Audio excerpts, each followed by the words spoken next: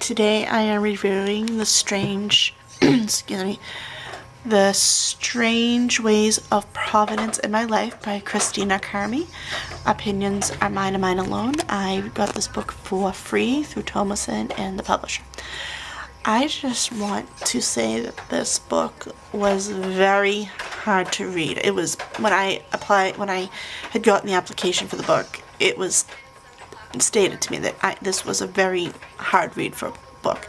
And it was. You never really think about the Holocaust, and you always think of adults. You never think of what, the children were affected too, but you never really understood how, or, among those things. Children are always affected by war and that monstrosity that happened. But, it's being told, the book being told through the eyes of a child that lived and survived, was the only survivor of her village in Oberton, was heartbreaking. And just, especially since when they, she was going over and she's telling what a great life she had before the war. Her dad was a photographer, her mother was a stay-at-home mom, she lived with her mother's mother. And then the war came and they were forced into the ghetto. She saw people dying, people dying, being put on carts,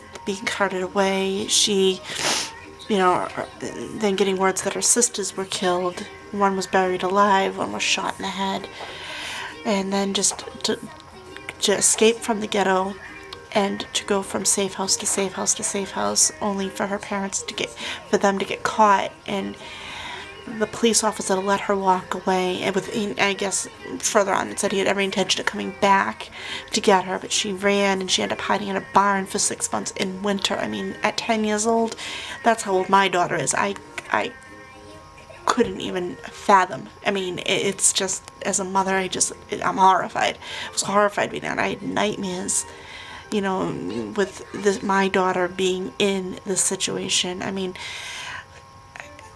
Sorry, but there were heroes in the book. There was the friend's mother who took her in. There was the police officers who searched for her after, not knowing she was living in that field. I can't remember if it was wheat or rye. The peasants that, what she called the peasants that found her and chose to look the other way and gave her food and told her how to make a nest, and just that stuff. And even after, I felt bad even after. She was adopted by this one woman and she beat her. She used her as a maid. She didn't have an easy life from the age of 8 to probably 12 or 13. And then she went back to school and she got her stuff together and she overcame it. And that's what I think the whole thing of the book is that she overcame this. Got married, had 2 sons, wrote this book. I will have my kids read this. It's part of their heritage. Their father is half Jewish. His father was Jewish. I do think this is something that they need to read. I think it's important for them to read this, to learn about this, what happened, because I do think it's going to happen again with the Muslims, with the way the presidential joke that we have going on.